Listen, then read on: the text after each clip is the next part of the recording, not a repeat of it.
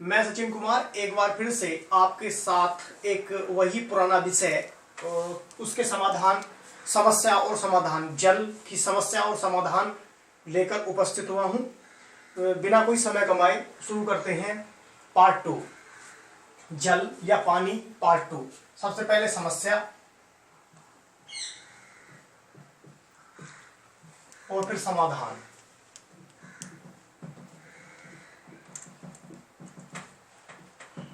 तो समस्याएं क्या क्या हैं, पानी की आखिर कमी हुई कैसे, पानी की कमी हो क्यों रही है। बहुत सारे लोग एक्सक्यूज देते हैं कि जनसंख्या बढ़ने के कारण प्रति व्यक्ति पानी की जो आपूर्ति है वो कम हो गई है, या अन्य कोई कारण बताते हैं कि गाड़ियां आ गई हैं उनको धुलना शुरू कर दिया है, या पानी की यूज ज्यादा बढ़ गया है। ये इस तरह के नॉनसेंस जो है समस्याओं को हमेशा गिनाया जाता है। ये नहीं है मेन समस्या, ये नहीं है। मेन समस्या क्या है? वैश्विक तापमान का बढ़ना।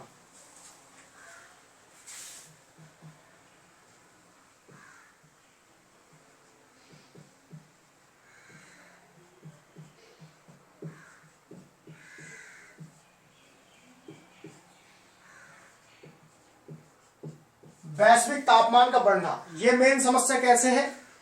वैश्विक तापमान का बढ़ना यह एक मेन समस्या है, और ये कैसे है इसके बारे में मैं डिस्कस करूंगा कि वैश्विक तापमान के बढ़ने के कारण जल स्तर कैसे नीचे गिर रहा है। लेकिन दूसरी समस्या क्या है, और यही दो समस्याएं हैं जो मैं दूसरी बताने जा रहा हूं।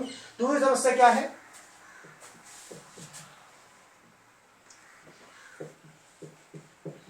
ढाई गुना तेजी से जल की निकासी।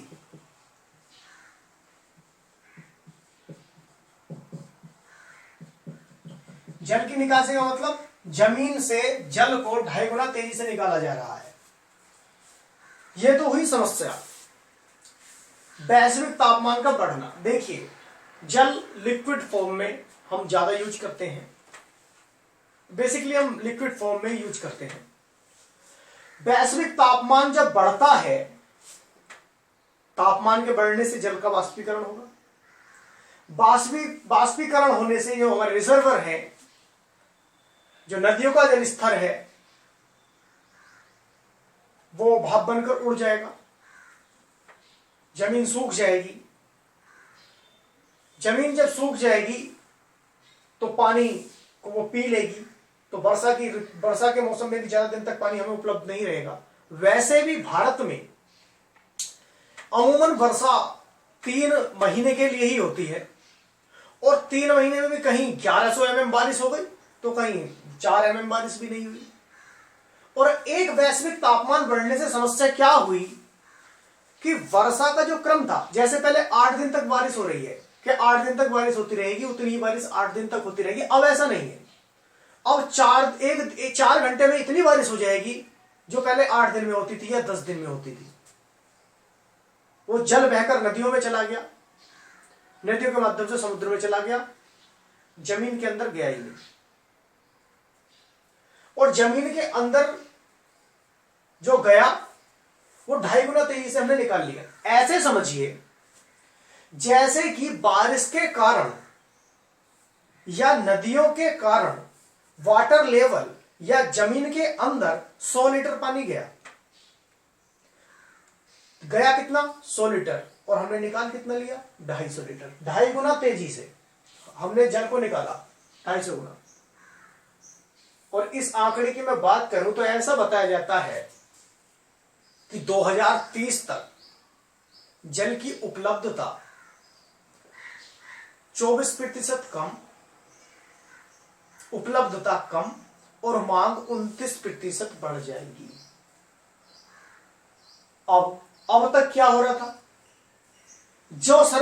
ये सर्वे हो रहा था, जो कंपनी ये सर्वे कर रही थी कि मांग कितने प्रतिशत बढ़ जाएगी, कि मांग बढ़ गई 24%। 24% मांग बढ़ गई, और 15% हमने उसको बैकअप कर लिया, क्योंकि जो मांग बढ़ेगी तो हमने उसकी पूर्ति बढ़ा दी। 15% तो अधिक दोहन करना पड़ा, या कहीं और से जल लाकर वहां पर वितरित करना पड़ा। जैसे कि दिल्ली में टैंकरों से पानी बढ़ता है, झांसी क्षेत्र में भी टैंकरों से पानी जाता है, राजस्थान में भी ट्रेन से और कैनल के माध्यम से और अन्य अन्य माध्यमों से पानी पहुंचाया जाता है। तो वो कंपनी ने अपना काम कर दिया कि 24% मांग बढ़ जाएगी, उसमें से 15% हम रिकवर कर लेंगे और खुश हो गए। एंड खुश हो गए सभी, वाह भाई वाह। हमें माना ऐसे समझो जैसे कि 2030 तक हमें 124 लीटर पानी की जरूरत पड़ी, तो हमने लगभग 115 लीटर पानी पहुंचा लिया। तो हमने कुछ हद तक मतलब खुशी हमें हुई। ये एक बात हुई। दूसरी बात क्या कि पानी की उपलब्धता में कमी आ जाएगी 29%। पानी की उपलब्धता में कमी आ गई। उस उपलब्धता को पूरी करने के लिए माना कहीं से नहर के माध्यम से हमने पानी वहां पे बुलवा लिया, या टैंकर के माध्यम से पानी बुलवा लिया, या हम कहीं और से पानी लेकर वहां तक आ गए। तो 29% माना हमारी मांग बढ़ी, उपलब्धता कम हुई 29% तक, और मांग बढ़ी 24% तक। ये दोनों अलग अलग चीजें हैं। माना यहां पे 15% हमने रिकवर कर लिया और यहां पे हमने 20% रिकवर कर लिया, तो फिर भी अंतर कितना आया? इनके हिसाब से 9% हम अभी माइनस में चल रहे हैं, हमें 9% की मेहनत और करनी है इनके हिसाब से, और इनके हिसाब से हमें कितनी मेहनत और करनी है? इतनी मेहनत इनको और करनी है। तो अब इन्होंने दोनों ने ये -9% माइनस चल रहे हैं और ये भी 9% माइनस चल रहे हैं। दोनों ही खुश हैं कि हमने और देश के मुकाबले, और देशों के मुकाबले हमने तेजी से रिकवर किया है और हम मात्र 9% ही माइनस चल रहे हैं। लेकिन सच्चाई ये नहीं है, सच्चाई ये नहीं है। लोगों के को जो दिक्कत आई वो तो 9 और 9 18% आई ना। तो अब तक ये चल रहा था मैटर, देश में ये चल रहा था कि ये सर्वे करने वाली कंपनी और ये सर्वे करने वाली कंपनी और ये सर्वे और भी कर रहा है, ये सर्वे और भी कर रहा है, आपस में कभी मिल ही नहीं रहे हैं, पता ही नहीं चल रहा है मैटर क्या है। लेकिन जैसे ही जल शक्ति मंत्रालय हमारा बना, जल शक्ति आयोग हमारा बना भारत में, तो पता चला कि समस्या 9% की नहीं थी, समस्या 18% की है, मेहनत 18% के लिए करनी पड़ेगी। तो ये मेन समस्या थी। दूसरी मैंने बताई समस्या का वैश्विक तापमान का बढ़ना। वैश्विक तापमान के बढ़ने के कारण जो जहां पे नमी भी थी वो भी उड़ गई, नमी उड़ गई, वहां भी अब भूमि ऊसर हो गई, अनुपजाऊ हो गई। 2.5 गुना तेजी से जल को हमने निकाला तो जल स्तर भी नीचे तेजी से जा रहा है। कहीं कहीं मैं देखता हूं कि जरूरत पानी की 1 लीटर की है, निकाल 10 लीटर लिया। घरों में मैंने देखा है अक्सर कि टंकी भर गई, उसके बाद भी बहुत देर तक टंकियां चलती रहती हैं। तो कुछ आते हमें सुधारनी पड़ेगी, लेकिन मेन समस्या ये भी नहीं है। मेन समस्या तक हम पहुंचने की कोशिश करेंगे। अब समाधान क्या है इसका? समाधान क्या है? तो समाधान इसका हमारी पुरातन संस्कृति में ही छिपा हुआ है। पुरातन संस्कृति में कैसे छिपा हुआ है? आप यदि 25 साल से अधिक उम्र के हैं तो आप देखेंगे कि आप जहां यदि किसी गांव के रहने वाले हैं तो गांव के चारों तरफ कम से कम 1 2 3 4 या 4 इससे अधिक तालाब मिल जाएंगे आपको। तो तालाब क्यों खोदे जाते थे? तालाब इसलिए खोदे जाते थे कि ताकि वर्षा का पानी इन तालाबों में इकट्ठा हो जाए। अब वर्षा का पानी तालाबों में इकट्ठा हो गया, बहकर नदियों में नहीं गया, नदियों के माध्यम से समुद्र में नहीं गया, तालाबों में इकट्ठा हो गया। तो पहले तो जब तक ये तालाब भरे रहेंगे वैसे भी हम यूज करेंगे इनको। और अगर ये इनके चारों तरफ होते थे पेड़, इनके चारों तरफ होते थे पेड़, और पेड़ों की जड़ें होती है काफी नीचे तक, और पेड़ों की जड़ों के माध्यम से पानी चला जाता है नीचे जमीन के अंदर। जो कि माना हमने पहले पानी जमीन से, पहले तो पानी जमीन से निकलता ही नहीं था, तालाबों के माध्यम से सिंचाई होती थी या नहरों के माध्यम से सिंचाई होती थी। अब माना हमने जमीन से निकाला भी, माना जमीन से हमने निकाला 10% और पानी पहुंच गया 100%। तो आपने देखा होगा पुराने, यदि किसी व्यक्ति से आप पूछ के देखेंगे जिसकी उम्र 50 साल से अधिक हो, उससे पूछेंगे तो वो आपको बताएगा कि बारिश के मौसम में जमीन के अंदर से खुद पानी निकलने लगता था। यानी कि वाटर लेवल इतना था कि पानी जमीन के अंदर सूखता ही नहीं था, जाता ही नहीं था, क्योंकि गड्ढा भी यदि खोदो एक छोटा सा 1 फीट का तो भी पानी निकल आता था। इतनी अधिक मात्रा में पानी हमारे पास उपलब्ध था पानी। तो जमीन से निकलना भी जरूरी है, ताकि दोबारा से मतलब जमीन से पानी ना निकले, क्योंकि जमीन से पानी निकलेगा तो रोड बेकार हो जाएंगी, पेड़ उखड़ जाएंगे, फसल बेकार हो जाएगी, ये सारी समस्याएं भी रहेंगी। तो निकलना भी जरूरी है पानी का, लेकिन इतनी अधिक मात्रा में ना निकले कि आने वाली पीढ़ियों को पानी के कारण काल के गाल में समाना पड़े। तो ये एक समाधान है इसका कि अब आपने देखा होगा कि वो धीरे धीरे जिसके खेत के पास भी जो तालाब थे वो धीरे धीरे सब मिट्टी से आट लिए और वहां पे खेती करनी स्टार्ट हो गई कि अब तो सूख गए हैं, अब इनका कोई यूज नहीं रहा है। तो यूज तो वैसे भी 3 महीने तक ही रहता है उसका, जब बारिश होती है तभी उसका यूज होता है। तो ये समाधान है कि तालाब फिर से खोदने पड़ेंगे। अभी आपने देखा 40,000 करोड़ रुपया, 40,000 करोड़ रुपए मनरेगा के लिए स्पेशली दिए गए हैं इस वर्ष, मनरेगा। अब आप कहेंगे मनरेगा से इसका क्या लेना देना है? मनरेगा से इसका लेना देना यह है कि पहले लगभग 62,000 करोड़ के करीब, 62,000 करोड़ के करीब पहले मनरेगा में पैसे दिए जाते थे, जिसे बढ़ाकर भी 40,000 करोड़ किया गया है। तो कुछ लोग कहेंगे सरकार सबको मजदूर बनाना चाहती है, सबको गांव में ही रखना चाहती है। अगर गांव में उनको सही से स्वरोजगार मिला होता, रोजगार मिला होता, तो शहर की तरफ पलायन क्यों करते, जो भी सबसे बड़ी समस्या बनी हुई है। तो 40,000 करोड़ बढ़ाए गए, क्यों? आप एक चीज और नोटिस करेंगे, सरकार चाहे किसी की भी हो, बारिश के मौसम से 1 या 2 महीने पहले से ही तालाबों की खुदाई स्टार्ट हो जाती है। आज भी वो क्रिया चल रही है। क्यों हो जाती है? क्योंकि तालाब बहुत जरूरी हैं, और तालाब खोदने से ही काम नहीं चलेगा, तालाब के चारों तरफ लगाने पड़ेंगे वृक्ष, जैसा कि पहले होते थे। क्यों ऐसा इसलिए कह रहा हूं, माना आपने तालाब भी खोद लिए, वैश्विक तापमान यदि बढ़ा तो भाप बनकर पानी नीचे कम जाएगा और ऊपर उड़ जाएगा। उस पानी को भाप बनकर उड़ने से रोकने के लिए उसके चारों तरफ लगाने पड़ेंगे वृक्ष, क्योंकि उसके चारों तरफ जब वृक्ष लगेंगे तो वृक्ष से उसमें जाएगी छाया, और जब वृक्षों की छाया उसमें रहेगी तो आपने देखा होगा कि जो पानी ठंड में रखा होता है वो ठंडा रहता है, और जो धूप में रखा रहता है वो गर्म हो जाता है। तो जब गर्म होगा तो उड़ेगा। अब आप ये भी कह सकते हैं कि सारे अंदर तक तो छाया करेंगे नहीं वृक्ष। हाँ, बिल्कुल सही बात है, अंदर तक छाया नहीं करेंगे। जो नहरें पहले निकलती थी सरकार द्वारा, जो नदियां पहले निकलती थी, उनके भी दोनों तरफ वृक्ष लगाए जाते थे। तो हाँ, मैं एक चीज मान रहा हूं कि अंदर तक उनके छाया नहीं जाएगी, लेकिन किनारे के जल को वो ठंडा करेगी।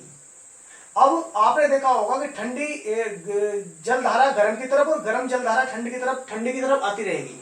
तो यानी कि बाष्पन तो होगा, लेकिन नगण्य, बहुत कम बाष्पन होगा। मतलब जल आपस में ऐसे चलता रहेगा और सारा जल का तापमान लगभग बना रहेगा, लगभग एक सा बना रहेगा। अंतर तो पड़ेगा, हमें बहुत मेहनत करनी पड़ेगी। अब दूसरा एक क्या व्यू देते हैं बहुत सारे बुद्धिजीवी, कहते हैं कि जिस भूमि पर पौधे लगे हुए होते हैं वहां पर सूर्य का प्रकाश टकराकर वापस नहीं जा पाता, जिससे वैश्विक तापमान बढ़ रहा है। यह बिल्कुल ही बकवास थ्योरी है, यह बिल्कुल ही एम्ब्रेस करने वाली थ्योरी है, भटकाने वाली थ्योरी है। इसका सत्यता से कोई लेना देना नहीं है। क्यों? क्योंकि जहां पर पेड़ लगे हुए होते हैं, आप किसी आम के बाग में जाइए, आम के बाग में जाने के बाद आप गर्मी के मौसम में खुद जान सकते हैं कितना अच्छा अनुभव करते हैं। क्या पेड़ के नीचे ठंड रहती है कि नहीं? जहां पे वृक्ष लगे हुए होते हैं वहां पे ऑटोमेटिकली एनवायरमेंट ठंडा हो जाता है, वातावरण ठंडा हो जाता है। वातावरण यदि ठंडा हो गया तो वैश्विक तापमान कैसे बढ़ा? वातावरण ठंडा हो गया तो नमी बनी रही, वातावरण ठंडा हो गया तो जल भाप बन के कम उड़ा, तो जल की उपलब्धता काफी मात्रा में रही, जल की उपलब्धता काफी मात्रा में रही तो वृक्षों को जल मिलता रहा, तो तापमान वैसे भी कम बना रहा। तो इसका सत्यता से कोई लेना देना नहीं है कि जहां पे खेती ज्यादा होती है वहां पे टेम्परेचर बढ़ जाता है। ये सिर्फ बकवास थ्योरी है। इसके लिए हमें अधिक से अधिक समाधान, ये भी एक समाधान है कि हमको अधिक से अधिक तालाब खुदवाने पड़ेंगे। जो सरकारी तालाब डॉक्यूमेंट्स में है, जो भी अधिकारी मेरी वीडियोस देख रहे हैं, आप कल जो भी अधिकारी यदि बने तो उन डॉक्यूमेंट्स को, या लेखपाल भी यदि बने तो उन डॉक्यूमेंट्स को निकाल कर उनका निराकरण करें, उनको ध्यान से देखें कि कहां पे कौन सा तालाब था और किसने घेरा है उसको, उस पर जुर्माने सहित उसको जुर्माना लगाया जाए। जितने भी साल तक उसने घेरा है उससे 4-4, 10-10, 20-20 गुना जुर्माना लगाया जाए, ताकि कोई भी तालाब को घेरने की दोबारा से कोशिश ना करे। अब तालाब हमें अधिक से अधिक खुदवाने पड़ेंगे, और दूसरा क्या, हमें वृक्ष अधिक से अधिक लगवाने पड़ेंगे। यही है जल को बचाने का उपाय, क्योंकि जल है तो कल है, जल है तो हम हैं, जल ही जीवन है, ये वैसे ही नहीं कहा जाता। और अभी मैं आपको हाइड्रोजन ईंधन के बारे में, जो मेरे बच्चे हैं, जो एकेडमी में आपको क्लासें बंद चल रही हैं, केवल ऑनलाइन ही क्लासें चल रही हैं, जो मेरे बच्चे कोचिंग में आते थे उनको मैंने हाइड्रोजन ईंधन के बारे में पढ़ाया था। तो जल से हाइड्रोजन भी काफी अधिक मात्रा में निकलती है, और फ्यूचर का ईंधन भी हाइड्रोजन को ही कहा जाता है। ये डीजल पेट्रोल ये कुछ दिन की ही, अब 100-150 साल तक ये चलने वाला है। हमें कोई ना कोई उसका विकल्प ढूंढना पड़ेगा, जो हमने ढूंढ भी लिया है। हाइड्रोजन कार मार्केट में उपलब्ध हो गई हैं, आ रही हैं। तो आने वाला फ्यूचर का ईंधन भी बोला जाता है हाइड्रोजन को, हाइड्रोजन भी जल से ही प्राप्त किया जाएगा। तो भैया जल की समस्या से निपटने के लिए समाधान क्या है, तालाब अधिक से अधिक खुदवाए जाए, और तालाबों के चारों तरफ वृक्ष लगवाए जाएं, और जो भूमि बेकार पड़ी हुई है उन पर भी वृक्ष लगवाए जाएं। इन समस्याओं को, इस जल की समस्या से निपटने के लिए ये दो समस्या और दो समाधान इसके हैं। बाकी इसके अलावा एक्सक्यूज तो बहुत सारे लोग देते रहते हैं कि जनसंख्या को कम करना पड़ेगा, अब ये मिसयूज कम करना पड़ेगा। अरे भैया मिसयूज है कहां, मान लिया आप 5% यूज कर रहे हो जल की मात्रा का, 10% दुगना भी कर दोगे आप तो भी कोई फर्क पड़ने वाला नहीं है, क्योंकि मेन समस्या है वो कृषि में 89% जो यूज होता है जल। और मेन समस्या है वैश्विक तापमान का बढ़ना। ये कैसे बढ़ेगा, ये कैसे रुकेगा, ये रुकेगा वृक्ष लगाने से। 2.5 गुना तेजी से जल की निकासी, तो 2.5 गुना तेजी से जल की निकासी कब रुकेगी, जब जमीन को पानी की मात्रा कम चाहिए। कम कब चाहिए, जब उस पर तालाब बने हुए होंगे। अधिक तेजी से उसको रिकवर होगा जब भूमि के अंदर तेजी से जल जाएगा। भाई भूमि के अंदर जल जो जाता है वो पेड़ों की जड़ों के माध्यम से तो तेजी से जाता है, जाता तो वैसे भी है लेकिन बहुत कम जाता है, धीरे धीरे जाता है। पेड़ों की जड़ों के माध्यम से वो तेजी से पहुंच जाता है। अब सोच के देखो कि माना यहां आपका कोई नल लगा हुआ है, ये माना आपका कोई हैंडपंप लगा हुआ है, मान लीजिए ये आपको कोई हैंडपंप लगा हुआ है, और इसका नीचे आपने गड्ढा करके ये माना यहां से जल निकल रहा है, इस वाले नीचे जमीन के अंदर से 40 फीट से 50 फुट नीचे से पानी आ रहा है। अब यहां से जल निकलते निकलते निकलते निकलते कभी तो ये खत्म होगा। अब सरकार ने एक काम और किया है, यहाँ पे ही जल के एक सोखते बनवाए हैं, ताकि जो यूज होने के बाद जल जो इसमें जाए वो उसको फिर से रिकवर करता रहे, फिर से उसको भरता रहे। तो अगर इसको ना भरा जाए तो एक टाइम ऐसा आएगा कि नल पानी देना बंद कर देगा। जिन्होंने नल का टाइम देखा है उनको पता होगा कि हर 10वें, चौथे, 5वें साल नल को दोबारा से बोर करवाना पड़ता था, दोबारा से उसमें बोरिंग करवानी पड़ती थी, क्योंकि पानी देना बंद कर देता। कहते हैं नल सूखे में आ गया। तो नल सूखे में कैसे आ गया, क्योंकि नीचे पानी की कमी हो गई। तो इस कमी, मेन समस्या ये है, इस कमी को पूरा करना पड़ेगा हमको जल के अंदर से। अब माना एक चीज और है कि हमने यहां से जल निकाल लिया, जल यहां से निकाले तो यहां भूमि खाली हो गई।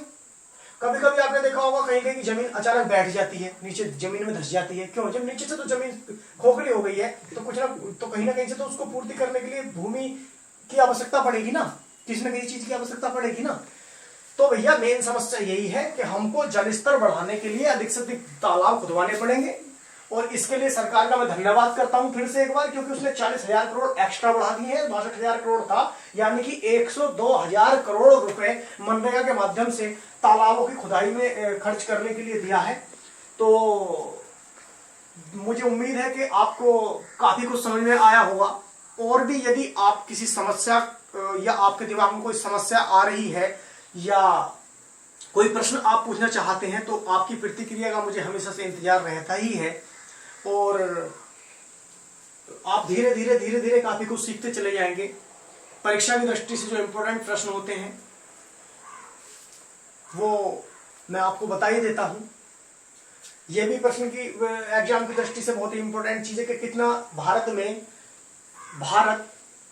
जमीन के अंदर से अपने प्रयोग की मात्रा का कितने गुना निकाल रहा है। वैश्विक तापमान अलग एक टॉपिक है, इस पर मैं डिस्कस करूंगा, वैश्विक तापमान क्या होता है। तो मुझे उम्मीद है कि आपको आज की क्लास काफी पसंद आई होगी। तो अगर आपको पसंद आई है तो इसको आप शेयर कर सकते हैं कि जानकारी फैलनी चाहिए, क्योंकि पार्ट फर्स्ट में जो मैंने बताया वो परीक्षा की दृष्टि से काफी इंपॉर्टेंट चीज बताई। यूपीएससी में आपको लिखने को भी आता है और पूछता भी है कि समस्या और समाधान आप अपने हिसाब से लिखें, तो उसके लिए भी आपके ब्रेन का अच्छे से डेवलप होना चाहिए, आपका दिमाग में काफी अच्छे विचार आने चाहिए। और तो मुझे उम्मीद है कि किस तरह से आप इस समस्या से निकलेंगे, इस चीज को ज्यादा से ज्यादा तक लोगों तक पहुंचाइए। वृक्ष लगाना, तालाब तो आप खोद नहीं सकते अकेले, तालाब आप अकेले खोद नहीं सकते, या जो एनजीओज हैं, या अगर आपको मनरेगा के माध्यम से तालाब सरकार खुदवा ही रही है, वृक्षरोपण आप कर दीजिए। यदि आप अपने जीवन में 10 वृक्ष भी लगाते हैं तो आपने जितना पृथ्वी का दोहन किया, मैं मानूंगा और भगवान भी, कि आपने उसकी के बदले पृथ्वी को कुछ दे दिया है। तो ज्यादा से ज्यादा वृक्ष लगाइए। बारिश का मौसम आने वाला है, उसमें आपको पानी भी देने की आवश्यकता नहीं पड़ेगी वृक्षों को। यह जरूरी नहीं है आप अपनी भूमि पर वृक्ष लगाएं, किसी भी सरकारी भूमि पर भी आप वृक्ष लगा सकते हैं। तालाब के किनारे जाकर आप वृक्ष लगा सकते हैं, तालाब की बाढ़ के किनारे आप वृक्ष लगा सकते हैं, किसी और की भूमि पर आप वृक्ष लगा सकते हैं। तो तब तक के अगली वीडियो तक के लिए आप सभी को मैं शुभकामनाएं देता हूं और आप स्वस्थ रहेंगे ऐसी परमात्मा से प्रार्थना करता हूं। मैं सचिन कुमार APS एकेडमी की तरफ से आपको एक बार फिर से धन्यवाद करता हूं। नमस्कार।